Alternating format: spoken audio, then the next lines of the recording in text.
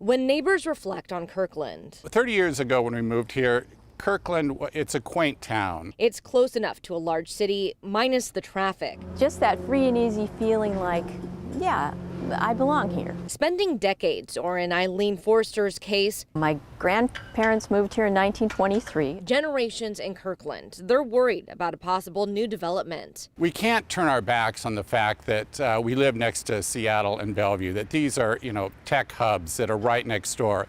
But we can't turn our backs on the neighbors that made this town what it is. It's the last public input session before the Kirkland City Council decides on signing a development agreement with Google. Here's a presentation Google recently gave with their plans for this nearly 10-acre lot.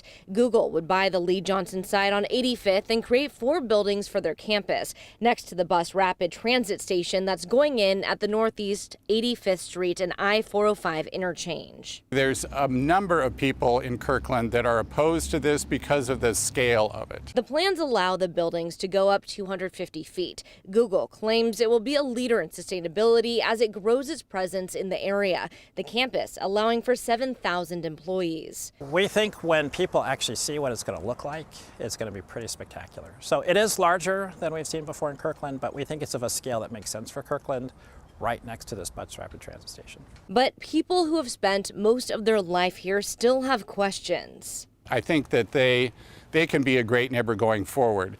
We're just asking for it to be scaled down a bit so that it fits into the character of our city.